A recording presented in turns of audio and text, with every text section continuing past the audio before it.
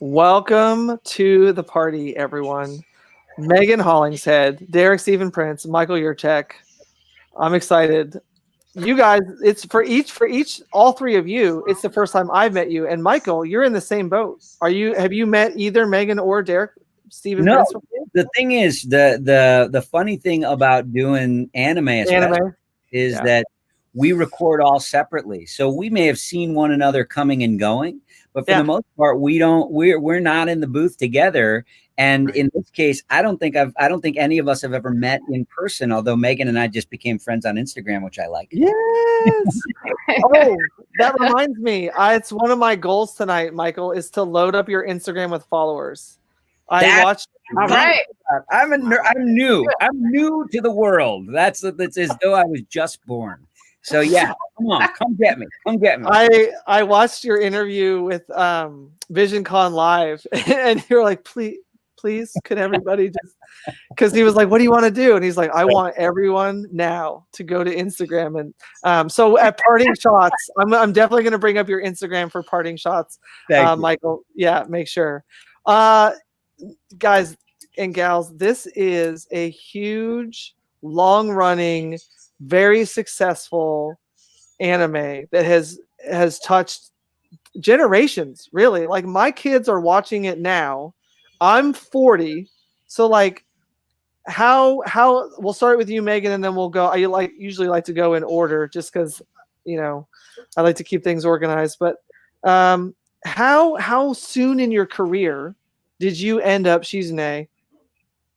And like, where were you at? Do you have any experience with the manga? Like, what was how fresh was Naruto to you? What did you bring to the table when you stepped into the booth? Well, first of all, I'm still freaking out because I'm looking at myself not as a mirror view. Are you guys weirded out by that at all? I can't adjust. I feel a little strange. But okay, so I was living in New York, and so I had done Pokemon and Yu-Gi-Oh in New York, and that was my life, and that was all cool. And then I moved out to LA, and I was just getting to know everybody, and I was like, hello. I was just starting all over. I was a little newbie, and so I auditioned for Mary Elizabeth McGlynn, and I was so nervous. I just here I was in front of this. If you guys don't know Mary Elizabeth, she's gorgeous and so smart, and just she's everything I want to be. So I auditioned for it, and I was like, oh, I'm never gonna get this. And it was the beginning of Naruto, and Shizune didn't come in the beginning, so I assumed that I didn't get that. And then, golly, it was like, I don't know, maybe I ran into Mary Elizabeth at a party, and again I was like, hi, beautiful, amazing, talented woman. And she said, hey, Megan, I remember meeting you, and you're just right for the role of a character that's coming up. She didn't even say Shizune, and we'll be in touch with you. And so I was like, hey, that'll be great. And so I did eventually book Shizune. I did not know Naruto at the time. I came to the world of anime through acting, but my geek flag fly from sci-fi and adventure. That's more my. Are you a Star Trek or Star Wars? Oh, both. Oh, we can all be happy. I think so, but I do think it's a fun rivalry. Yeah, that is. Yeah, I'm a sports guy. I love rivalry. So I'll say this: I have thought of myself as a Star Wars person, but I gotta be honest, man. Those last 3 Star Wars movies, they were a little suspect. No. I mean, maybe it's because I have kids and my head's mayonnaise, but I loved them. I loved every bit of it. Really? Okay. Oh, yeah. I love Rey. My girls, they love Rey. They want to be Rey. Okay. They say that action adventure movies are better with girls. Like, no, I'm all over Rey. Representation is wildly important, so that for sure. So, did you watch Clone Wars? Because I feel like that's the kicker. Did you watch, Megan? Did you watch Star Wars, Clone Wars, the cartoons? There's like. Why are you asking me questions that's going to embarrass me to say no to? You can say no. No. That's most of America. I would say at least half of America. Chat. You can let me know if you guys watch Clone Wars. Clone Wars. I watch Clone Wars. Is why people love Anakin Skywalker. Like if you watch the movies, episodes 1, 2, and 3, which by the way I love, that gets me in trouble, Megan, in terms of like the fan base. Prequels? I love the prequels. I don't want to hear it. I don't want to hear it. It's so good. Like, are we? Have you watched Star Wars? Do you have an opinion here? I tend to not be as fanatical about the movies, and you know, when I've watched all of them, I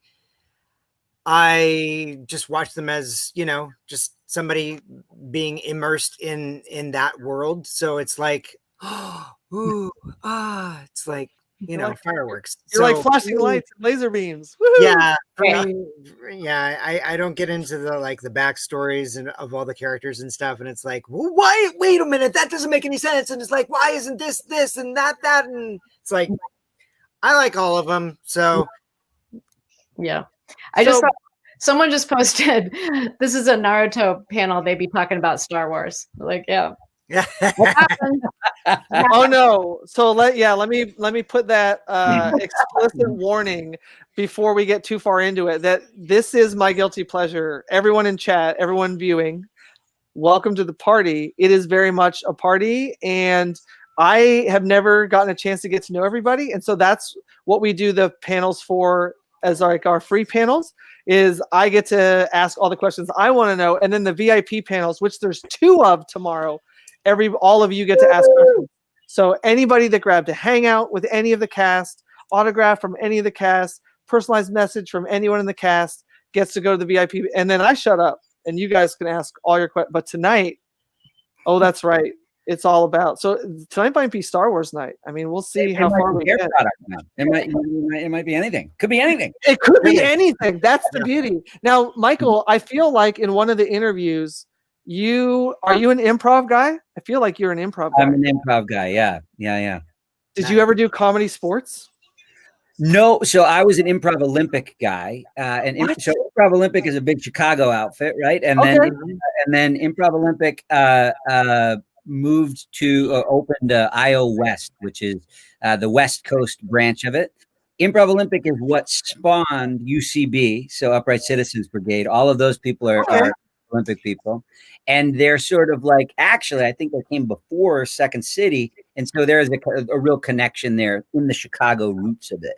But I was one of the first people to go. I was the second class to go through the full training program at IO West, and then I was there for probably 5 or 6 years after that, just performing all the time. But I actually have not been there for a long time because I moved to New York. I went back to grad school in 2002, and I sort of stopped doing improv when I moved to New York. But I improvise a lot, but I am no longer on the stage all the time. But I still see all those people constantly. Yeah, I was excited. Your story of Super Troopers broke my heart a little bit. But they have made it back up to me in spades because though I wasn't in the original Super Troopers, I've been in everything since. They've kind of made me. They have made a point of putting me in absolutely. Like if one of them does a commercial, I get to be in it. Like, oh, that's good. Movies, all the other movies I've been. Super Troopers 2. I've got it's my wife and I are in the car, and I don't know if you remember this, but the secret to a happy family is, but I'm not going to say it because it's just so inappropriate. Oh man, that's awesome. Okay, so that's Michael's explicit go watch Super Troopers 2. So do you spend more time faceless in front of a microphone, or do you spend more time on stage doing all of that on camera stuff with those guys? What I think I probably, the truth of the matter is definitely voiceover, has been the most sort of consistent part of my career. But I do on camera stuff every year. I'll do a few projects on camera, and I do a lot of stuff as well. So it's I try to play both sides of the fence, but Yeah. I think that in terms of popularity, for sure, it's nothing has ever been like the way it is in voiceover, and probably nothing has been the way it is in Naruto, which was like total surprise. I had no idea. Okay. That the show was as popular as it is. I went to pick up my son from a play date. I'd been doing the show. I had a similar story. I had friends at Studiopolis, which is the studio where we record this thing, and I had, asked if there was anything happening lately, kind of thing, and they were like, we're reading for a role. Maybe you could submit for it. I said, great. Submitted something. Didn't really think about it. Ended up getting it. This was Toby, and I had been doing it, I don't know, for probably 30 episodes or something, but I never saw the show because it didn't have like a regular spot for a while. Remember, it was on like Disney for a little bit, and then they didn't like it, and then it kind of moved, and even when we started recording, we didn't really, I think that there was a big lag between recording and actually putting them out there. So I was picking up my son from a play date. He was little at the time, and they were playing in his buddy's older brother's room. And I went into the room, and this kid had a shrine to Naruto with an action figure of Toby. And I was like, I'm that guy. And it was like, and I was so excited. I couldn't believe it. I wanted to take the thing, and the kid wouldn't let the thing. And then later that year, I was over the summer. And then later that year, someone came to my door for Halloween dressed as Toby. And it's like, I'm that guy. I totally geeked out, and then we take all the candy. I'm the one who's totally freaking out because I was like, I didn't know that anything I did anybody ever saw. So it was. That's awesome. Yeah. All right, Derek Stephen Prince. Did you come from a theater background? Are you an improv guy? Like, how did you get in front of a microphone? Well, I would probably say, just in terms of years of experience and doing stuff, I'm more of a theater, film actor than voice actor. I've been doing it longer than I've been doing voiceovers. The only reason that I even got into voiceovers to begin with was because of my mentor, Bob Bergen. For any of you guys who might know that name, he does the voice of Porky Pig and Tweety Bird for Warner Brothers, and he was actually doing his last anime role ever. But I wanted, to see. He invited me to come see one of his recordings, which was actually his very last recording, which was for Eagle Riders. And so he introduced me to voiceovers. I had taken voiceover classes from him. He did my first animation demo. And then, through him and just constantly networking and knocking on doors virtually, which was me just calling on the phone saying, hey, I've got a demo. I was wondering if I could send it to you, all that stuff. That's how I kind of got into that world, which was through Mighty Morphin Power Rangers. Okay. And, they had several guest directors that did the show, like Richard Epcar and Michael Sorich and Wendy Lee, and Kirk Thornton. So through networking with those directors who would guest direct on that show, then they just referred me out to all these other different shows. I knew Mary Elizabeth from being on Digimon Adventure 2. And right after Digimon Adventure 2 had ended, and she was getting ready to do Digimon Tamers, which was the third season, I think is when she got directed into doing Naruto. Fun fact for those of you guys who may not know this, I was not the original Shino. That was actually originally recorded by Sam Riegel. the way that I remember the story from Mary telling me the story, and I may have it completely wrong, but my recollection of what Mary told me was when they recorded one specific episode, which was the trials, and Shino was fighting against this other guy, Sam actually played both parts. He played the other guy and Shino. Oh. And this whole episode was about that other guy. At this point in time, Shino was just like a sprinkling, just like here and there, says a couple words, and then he's out. No love for Shino. And so Mary, when they sent that episode back to Japan for the final approval from all of the production there, they didn't find enough of a differentiation in characters between the two characters that Sam voiced. So Mary had a discussion with him and said, what do you want to do, Sam? Because this is really, this is your time to shine as this other character, because that character is very prominent in this episode, and Chino's probably not going to be in very many episodes after this. So do you want to just do that one character? And he says, sure, that's fine. And so Mary called me and said, hey, we've got this voice replacement that we have to do for the show that I'm directing, and I was wondering if you wanted to just come in and do it. And so I said, sure. And who knew, after that one episode, that it would just whoosh, up through Boruto now, and Shino's still in it, and I'm forever grateful that Mary just even thought of me to begin with to just come and do that. So that's super cool. Yeah, that's because I think I remember the same thing. As I was watching it, I was like, who is this bug guy? This is super creepy. And then it was just like a flash in the first maybe 3-4 seasons. And then it wasn't until they started rotating, different groups of ninjas would go out. And then he was basically there all the 7, 8, and 9 was in there all over the place. Yeah. Yeah. It's how are you in bugs? Are you a bug guy? Are you oh my gosh, how is your relationship? And has it changed at all as a result of Shino?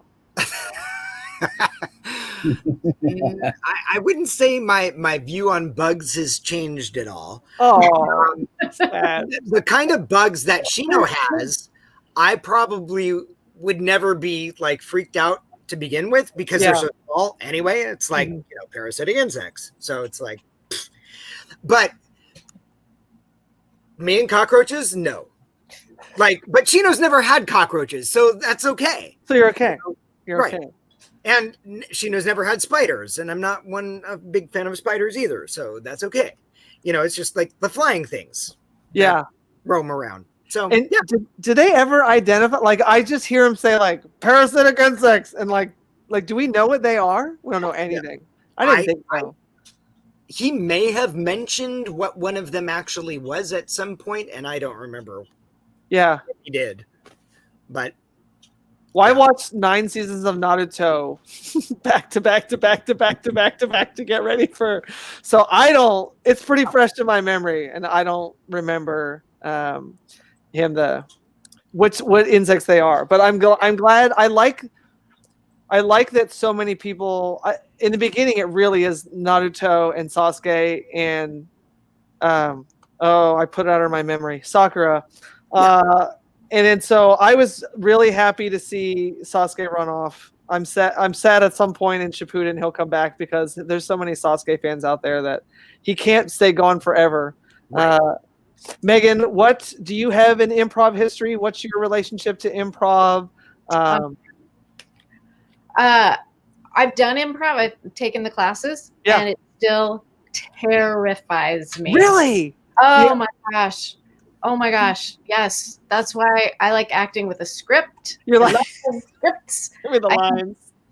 Give me the line. And as soon as someone says sort of naturally when I'm auditioning or when I'm doing something will come out that that's a little improvisational. But as soon as someone says put a button on it, or can you improv a little? I'm no.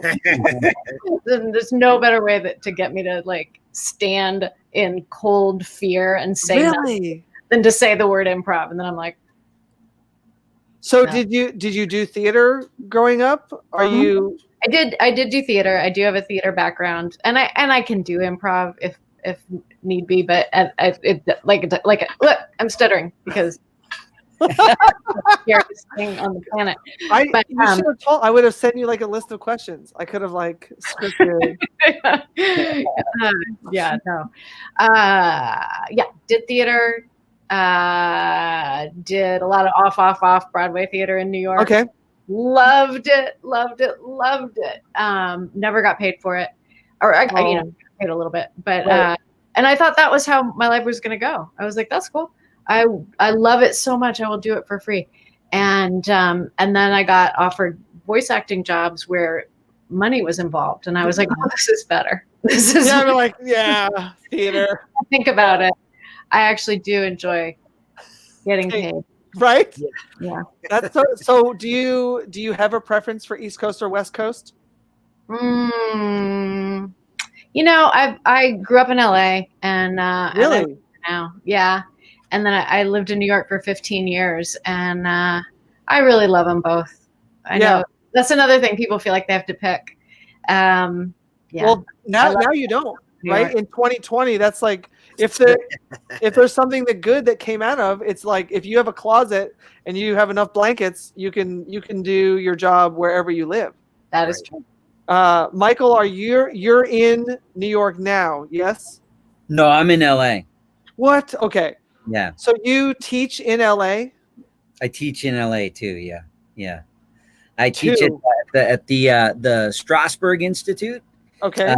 It's a acting conservatory, and then I also teach at a place called the Elizabeth Mesnick Acting Studio, which is another like a sort of a conservatory light. So there I teach acting and voice at both of those places, like sort of theater stuff. And then I do voiceover coaching for a place called Such a Voice. So yeah, teaching is definitely part of my life. I got when I told you I went back to grad school, and I started teaching when I went back to school. It was just like part of the program. You were just asked to do a little bit of teaching. Okay. And I'm like Megan. I like improvising. I love acting, but I'm constantly afraid that I'm going to get outed as not having some kind of credential that I thought I was supposed that everybody I was supposed to have, and I forgot. Well, it's like the actor's nightmare dream all the time. So for me, the teaching made me feel like while I was teaching, I would have to articulate what I was doing. What are you doing? What choices are you making, and why are you making those? Ooh. And that I felt like made me a better actor. And then being an actor, I felt like gave me enough cred to walk into the classroom and not be, like sort of like what my teachers were. I mean, I love my teachers growing in college and things like that, but most of them were were academicians. They were not like they were not artists per se, or if they were, it was long ago. And so they weren't doing what I wanted to do. So I liked the way it felt to be pro in the field and then be in the classroom. But then in the classroom, I liked what it did for me in the field. So I just do both. And sometimes it's a headache, but it's my students love it. And I actually like it too. I'll literally do a session in my car. I'll do a coaching session in my car and then go in and record. And then, and then go do auditions or whatever. But it's like, I bring my stuff with me everywhere. And I just come from a family that never understood that I was doing this thing. It was like, well, what are you getting out of it intellectually? And there was an argument for all that I was getting out of it intellectually. I was always like, I don't know. I'm the baby of the family, and I'm, the only one that didn't go to Harvard. So it was like, I kind of just had a chip on my shoulder, and that's how I started going to. That's why I became I went back to school. I actually went back. I had my doctorate. So my teaching is like a big part of kind of, me. So some students call me Dr. Yurchak, and that makes me almost as happy as when people know me as Obito. That is very cool. So Yeah. was I'm that the totally thing? calling you doctor. That's it. You are The good doctor. The good Dr. Yurchak. doctor. Now, is that the thing that you like in the back of your mind? You're like, oh, what am I missing? Was that getting your doctorate? Like, well, if I just get that, then I'll be prepared. Like nobody will ask me if I have this thing. I'll just have the thing. Probably, and more to the point, it was like maybe now my parents will will love me. So did were they there? Did it work? So my dad unfortunately passed long before I did that, but he was there to see me get my master's, and my mom, who just actually passed away last year, was there when I finished my when I finished it, and she was thrilled. She had they were both doctors, and it meant a lot to her, and so yeah, no, it was a nice thing, and it was all part of me wanting to, it was like a gift more than I knew she loved me, but I wanted to give it to her. Yep. And so yeah, it was like that. Oh, that's no wonder your students love you. That's badass. Thank you. Okay, so Derek, you are like known to be the Digimon guy. Like, how did that happen? Was there ever did you try Pokemon? You're like, this is stupid. There must be something better. Like, how did? Because there's a rivalry for sure. Digimon and Pokemon. Yeah. Tell me how on earth that happened. Well, first off, when Digimon first recorded, it was not in Los Angeles. It was in New York. Right. It only recently just started recording in Los Angeles. So that wasn't even in my sphere as far as, possibly auditioning for that. Digimon happened because of a lot of the stuff that I had done for Power Rangers. Power Rangers originally was recorded at Saban Studios. And I auditioned for it just like everybody else in the very beginning. And because I guess a lot of casting people consider me to be a character voice actor, the first role that I auditioned for, which was Devimon, they loved. And then as the show progressed, they still had me audition for the other two characters that I did in the first season. But I'm fortunate. I am so blessed and fortunate to even have been in as many seasons of Digimon as I've been in. I mean, I've been in pretty much every single season of Digimon except for season 5.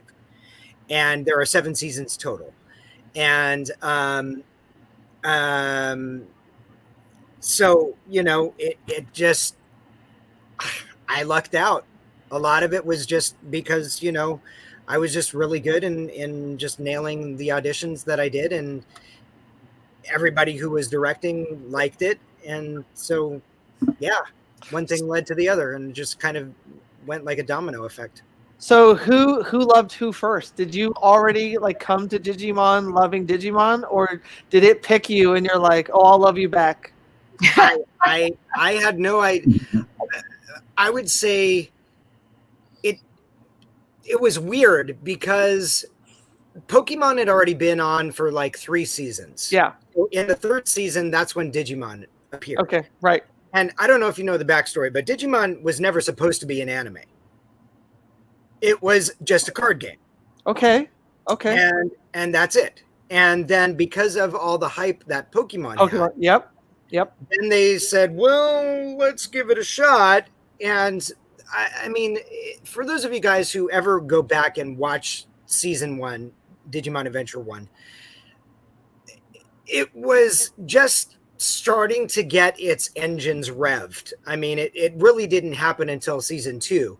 But in the first season, it was so night and day from Pokemon, because in Pokemon, as we all know, most of the Pokemon don't even speak.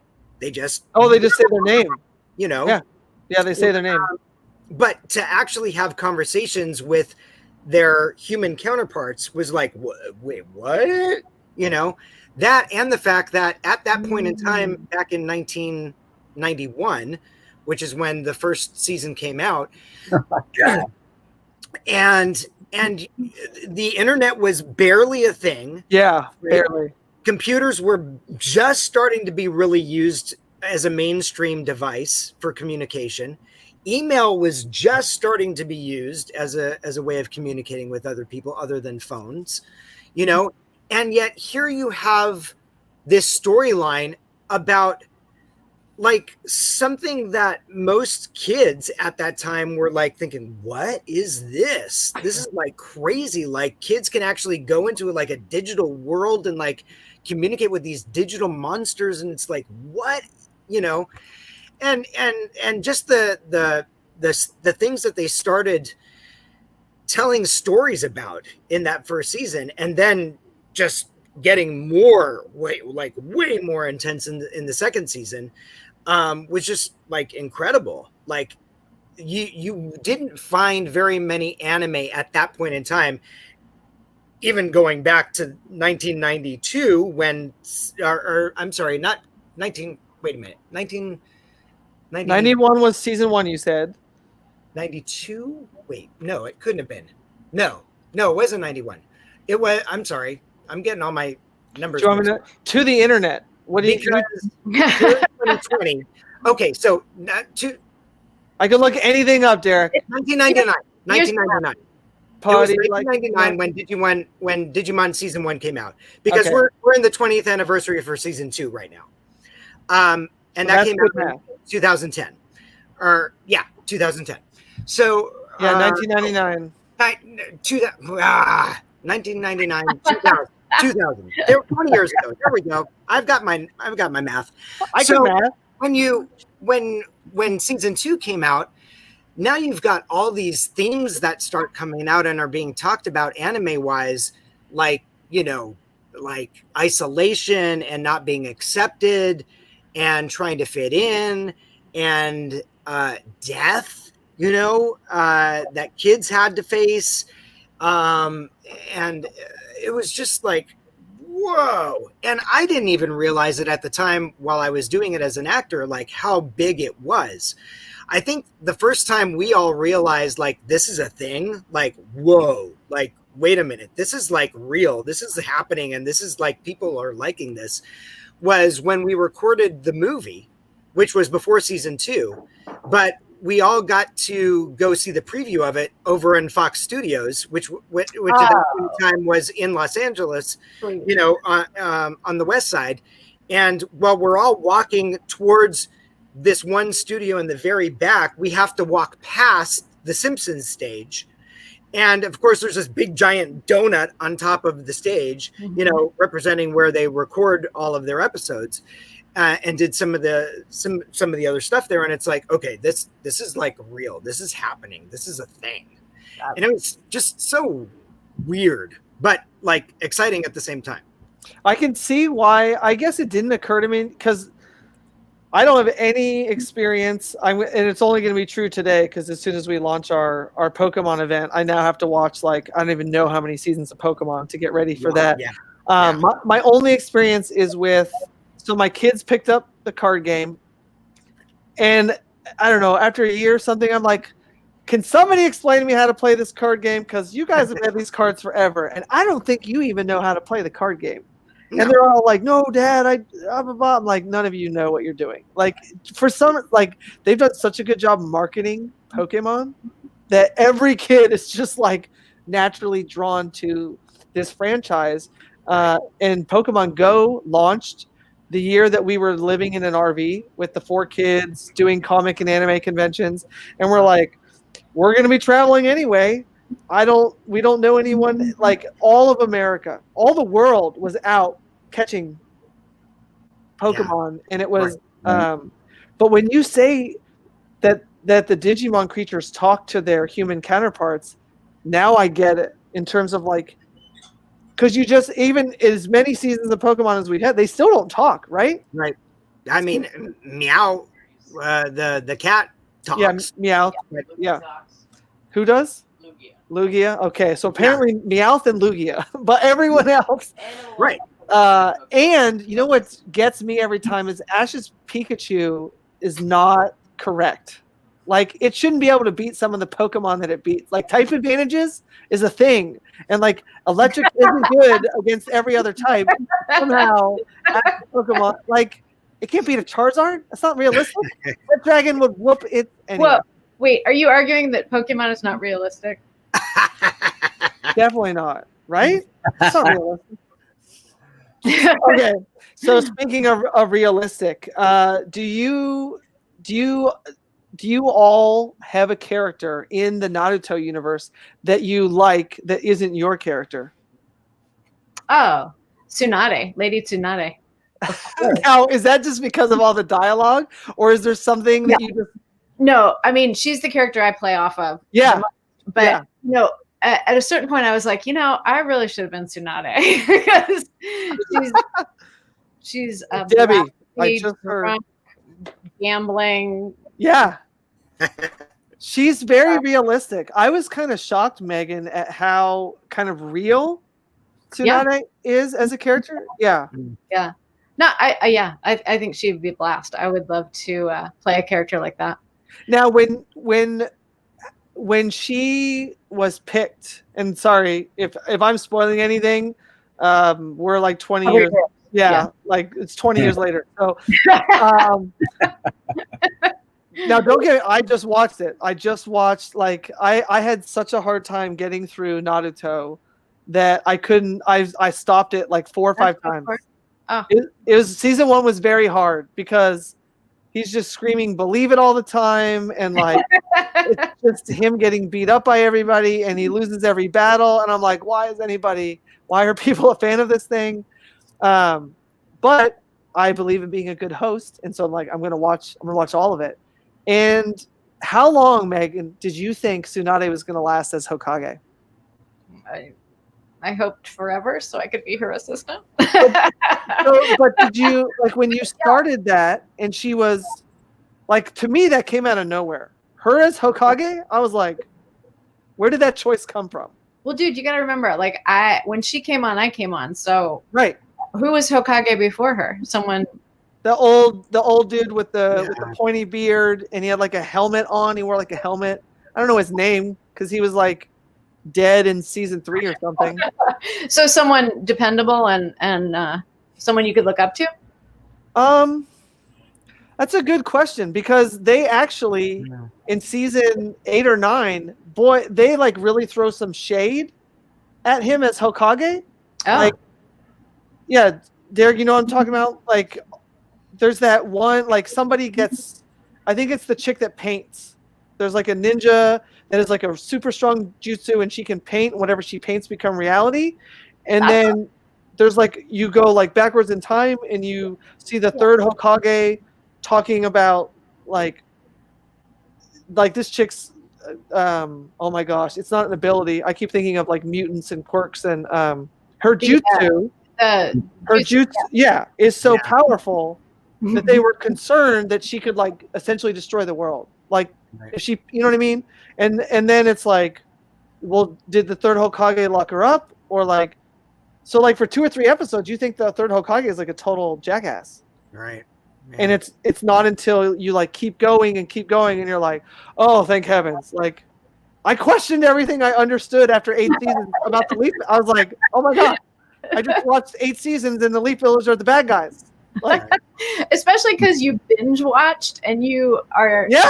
I have a sense that you don't get much sleep these days. No. So, like, a lot of Naruto and like emailing people and like planning things, and right. It had to be a trippy experience. So did you? So when she came on, like, I guess if you're not watching it, like, was that your first experience? I was like, this is awesome. She's amazing. Yeah, and plus she had Shizune by her side to keep her on the straight and narrow. I do like that.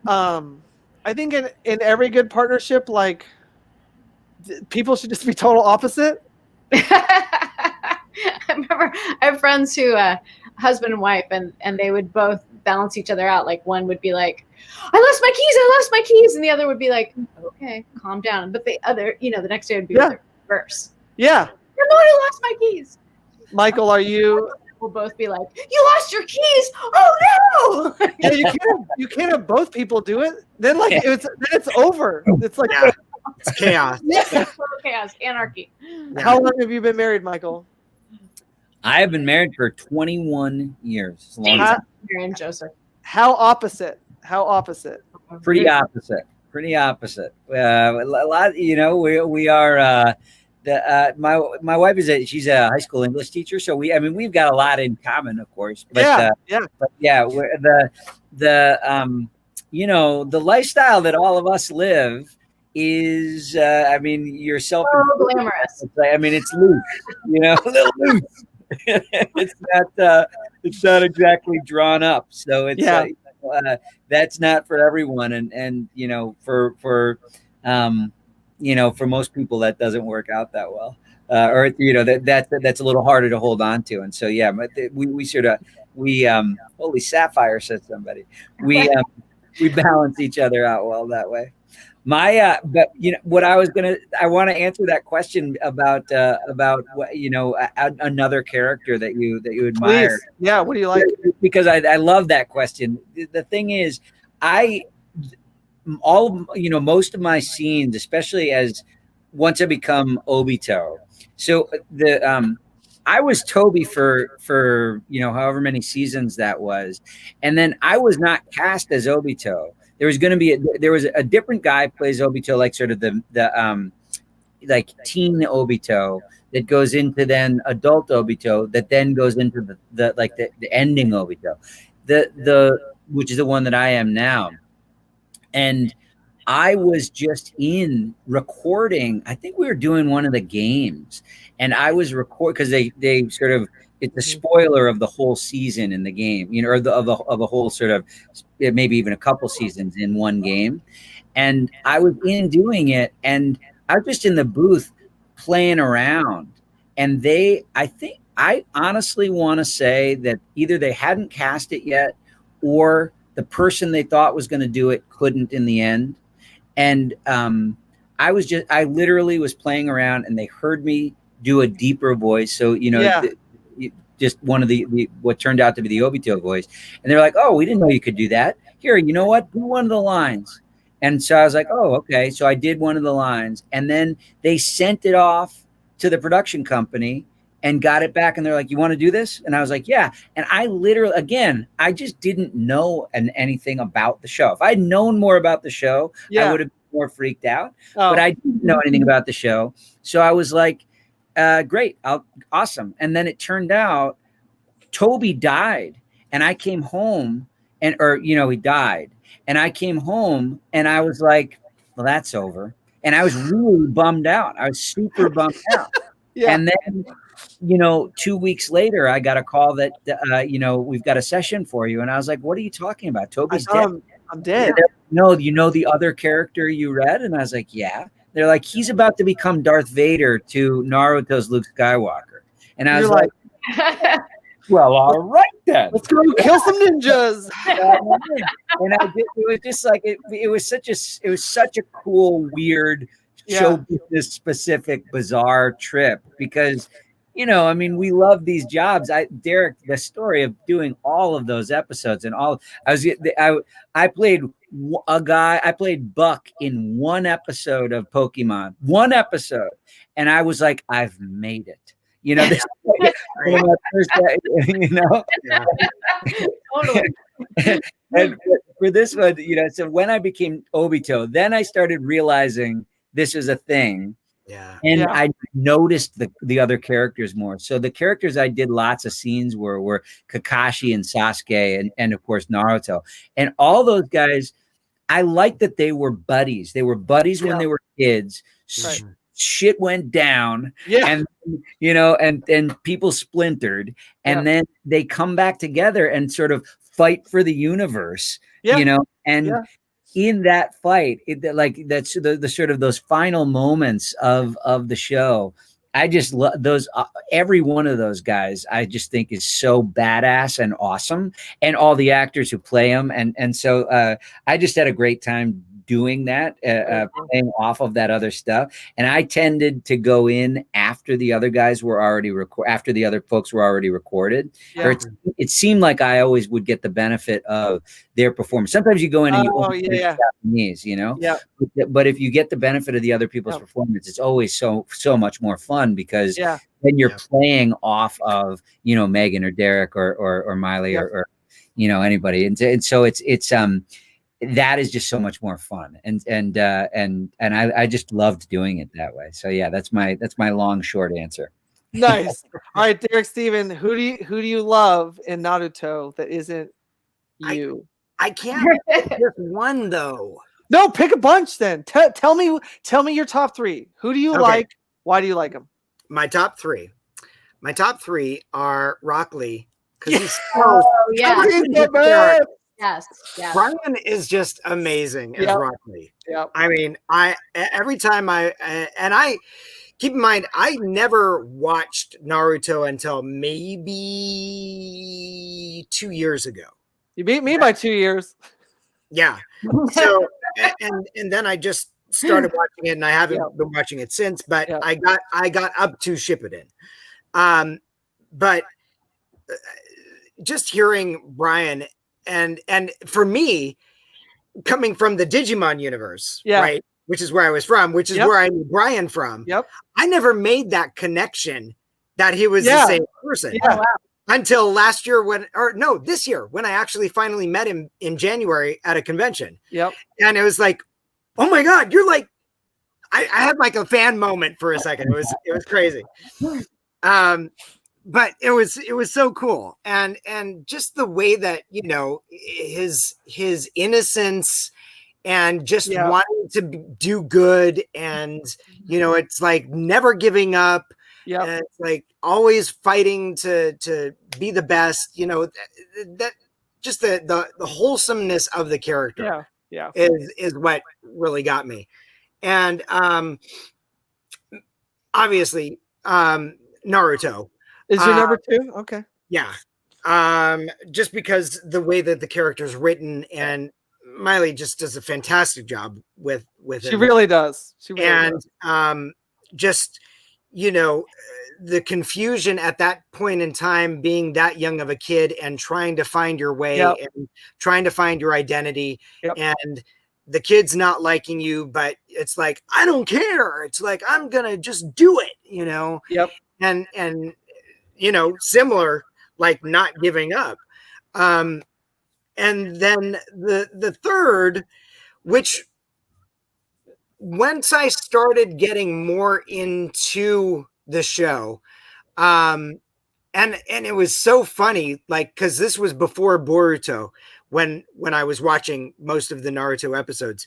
Kakashi, for me, it was just, I really loved Kakashi, and it was so freaky. Like, once I started seeing more of his backstory and dealing with the kids and trying to be a good mentor, and it's like, and then when we started Boruto, and it's like, wait a minute, I'm the new Kakashi. This is crazy. Because the way that Boruto is written, if you guys have seen it, it mimics the first episodes of Naruto almost exactly, except with their descendants instead of the actual kids from the first from the first time around. So it's like you're seeing it again, but now it's the kids that are dealing with it instead of the original characters.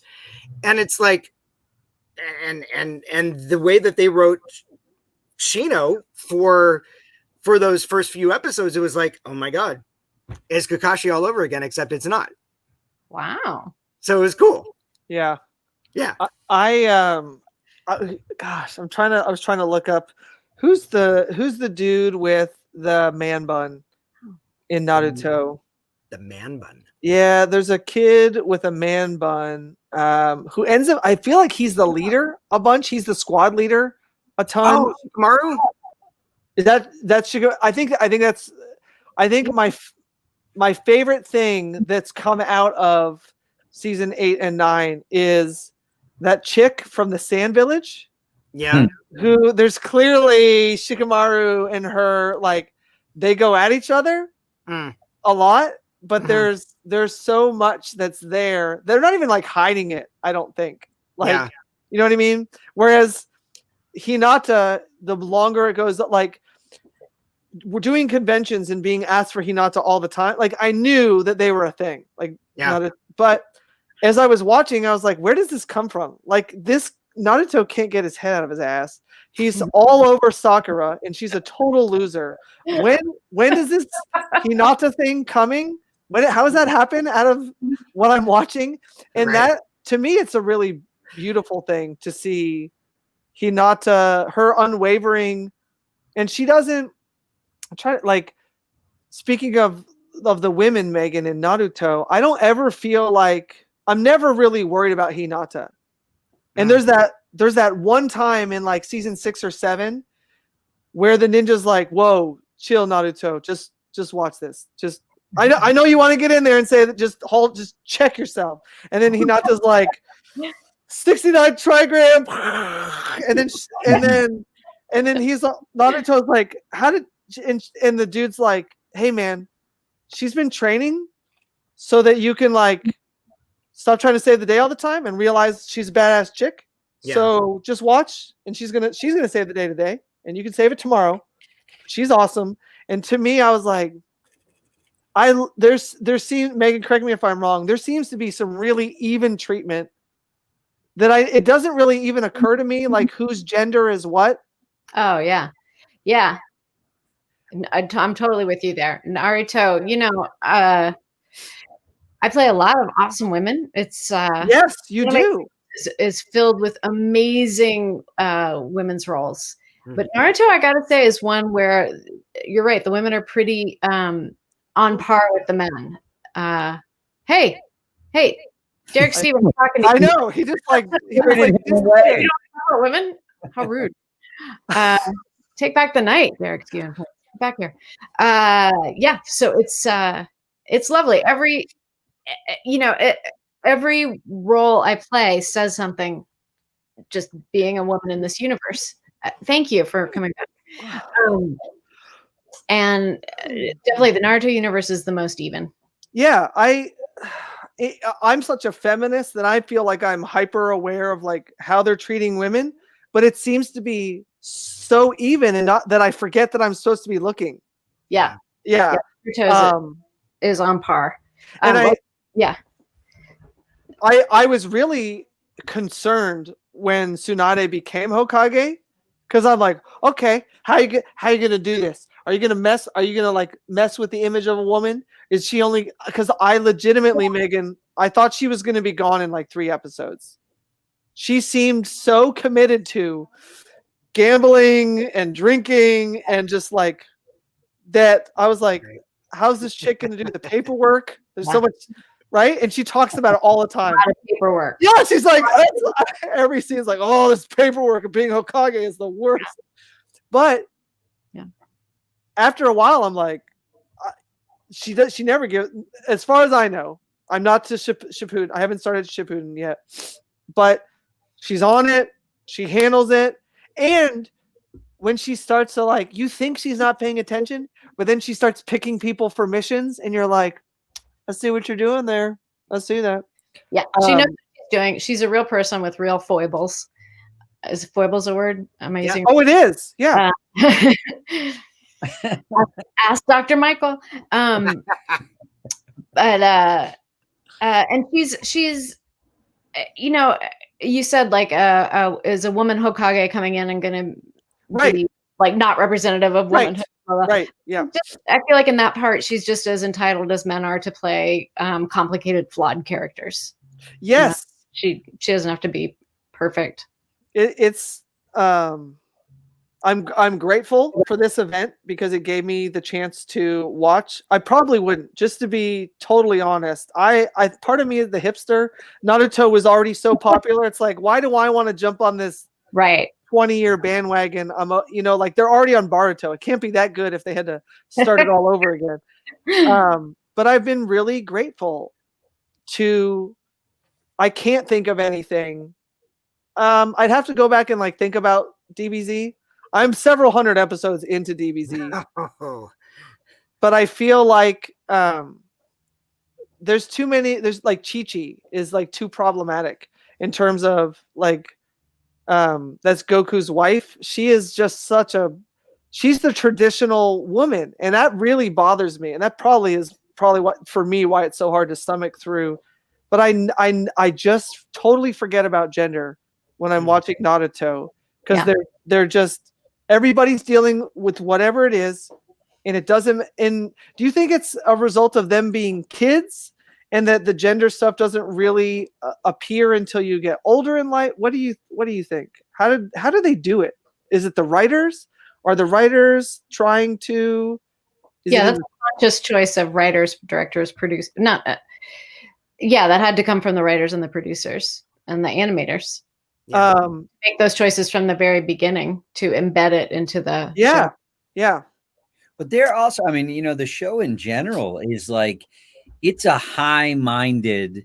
It is the work on so many different levels. I think it was Derek who was talking about it earlier, where it like, I mean, it is this sense of, there being no good without the bad, there being no light without the dark, there being the idea of honor and support. It is the Hokage yes and it's like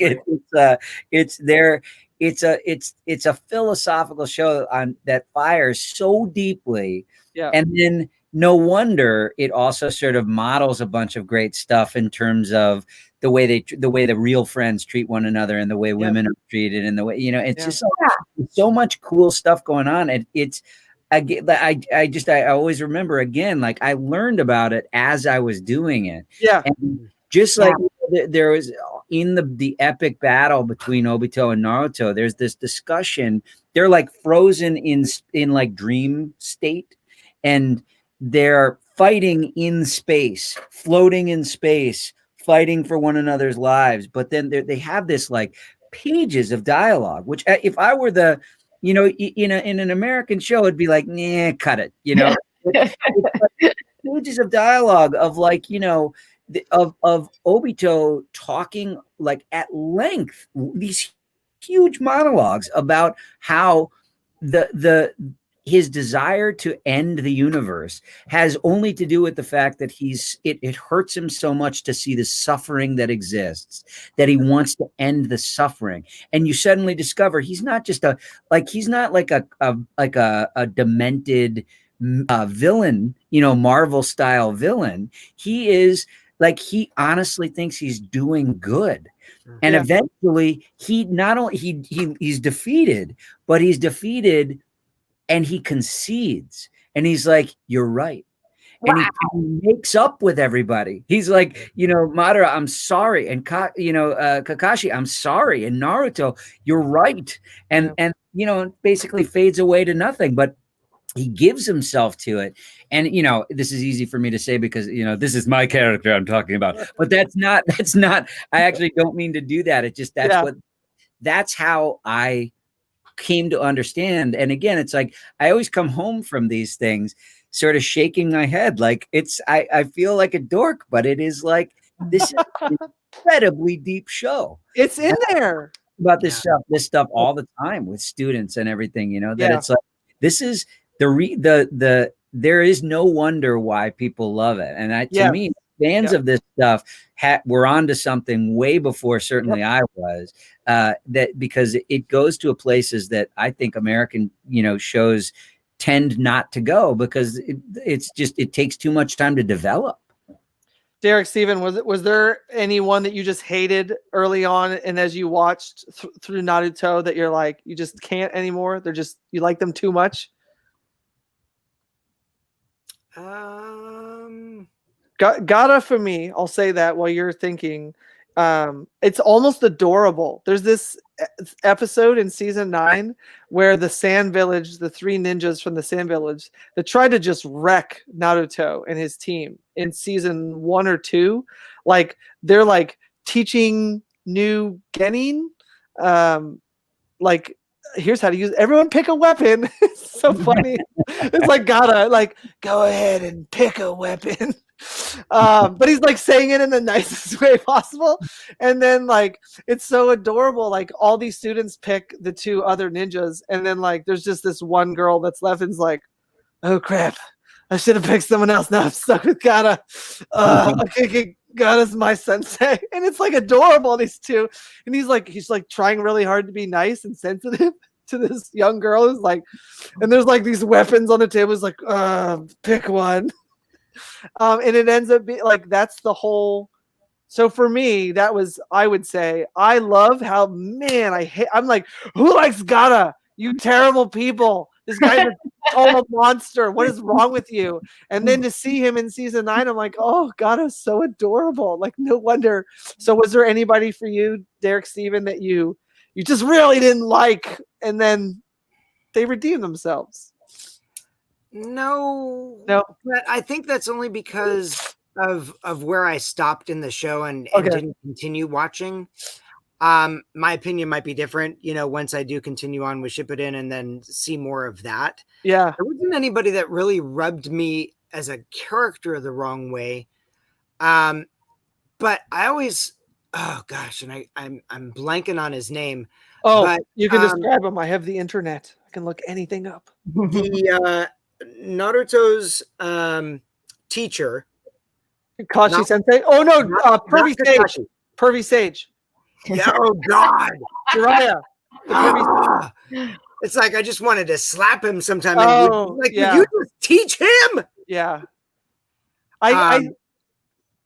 Yeah, but I mean, nobody that really made me just like, oh, I can't stand this character.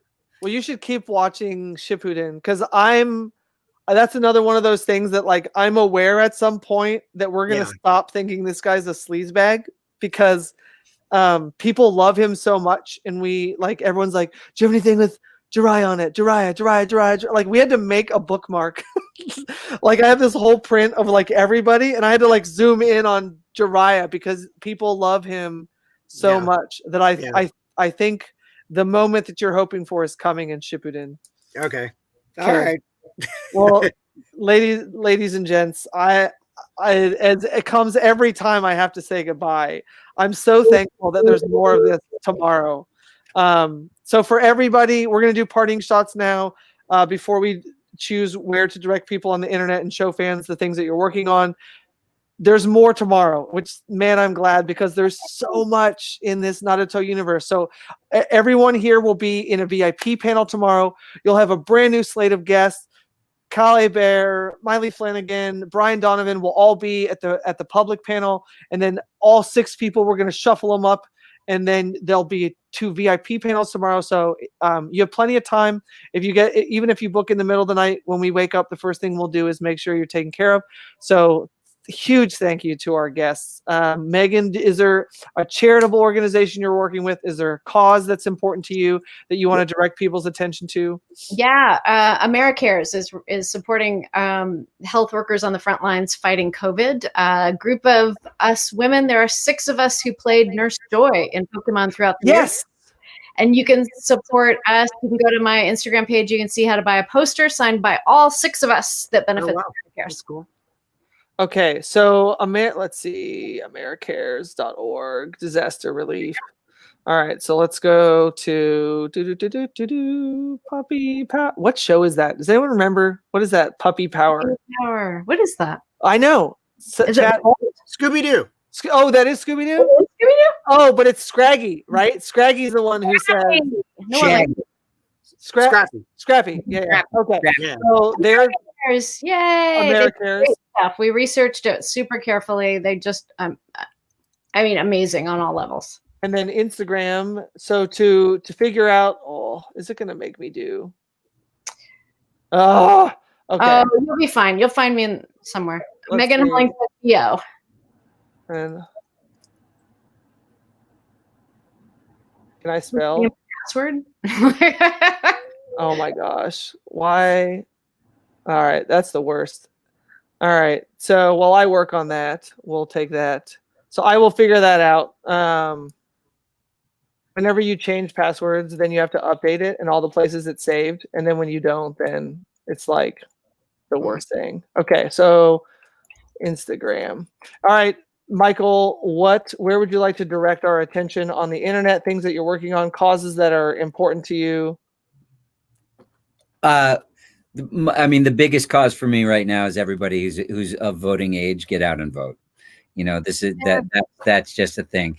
And I say that without, you know, I'm a political person, and I won't take this opportunity to get on a jag, but everybody should be out there voting, and everybody should be doing, you know, helping make their voices heard, and you know, fighting for some truth.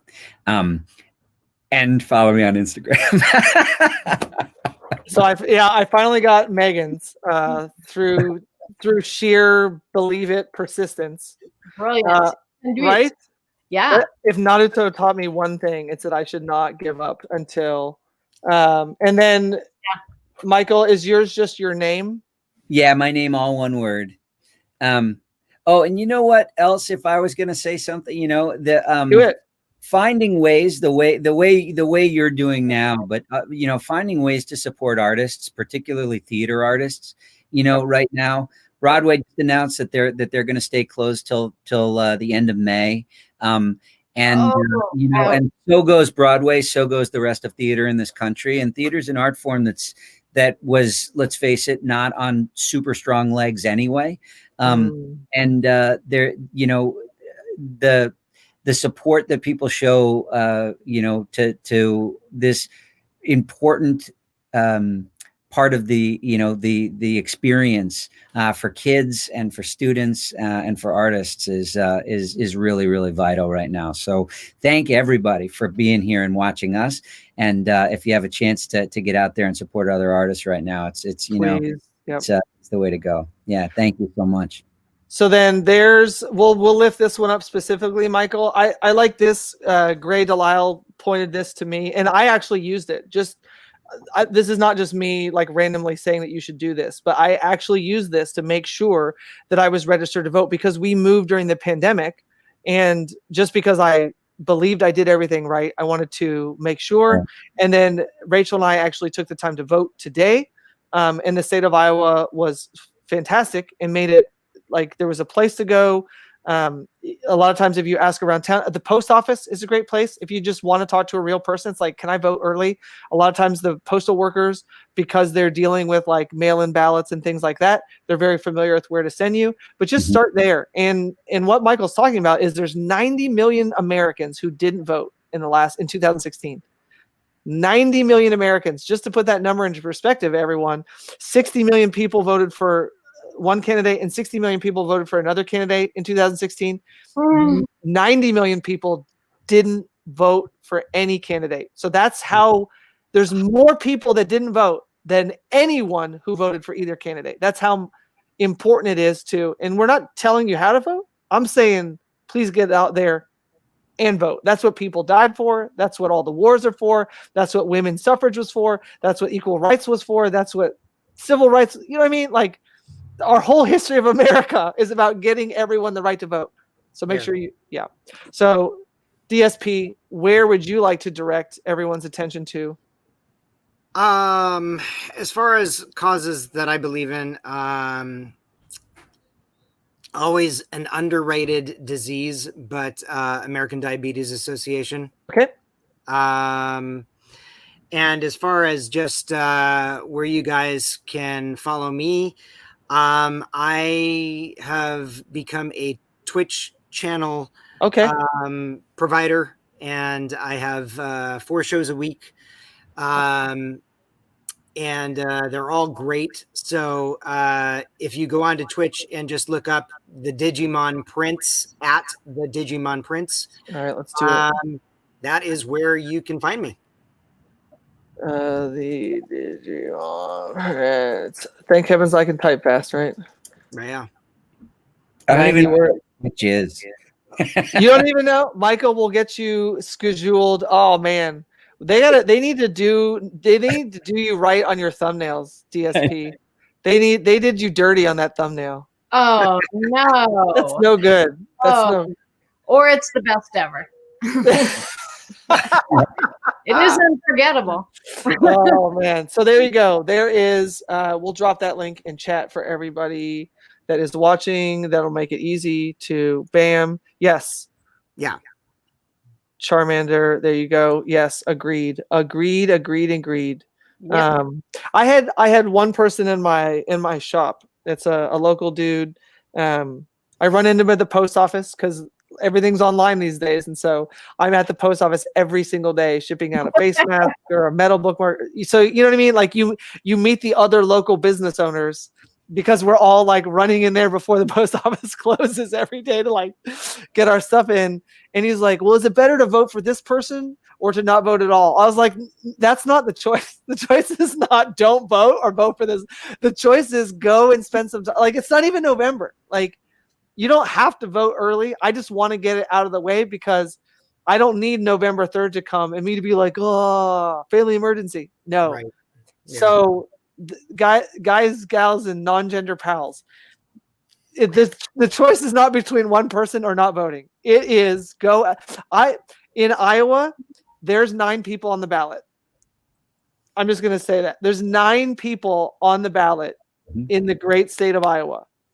And I guarantee you, when you go to your local election or locally for your general election, there's probably more than just 2 choices. You're not in a box. Just go exercise the right to vote. Okay, enough of that because I could talk about it all night long. All night. So go hit up the Tixer page, get some tickets, hang out with these. They're all absolutely fantastic. Megan, what a pleasure. Thank you so much. Back at you. Michael, excited, my friend. DSP, the legend that is. Thank you guys so much for your time this evening. And then, there's a whole day of Naruto tomorrow, everybody. So we'll see you tomorrow. Check social media for updates. Shoot us an email at the moderator email if you have any issues whatsoever. And until then, everybody, believe it. Thanks for laughing at my joke. Bye, guys.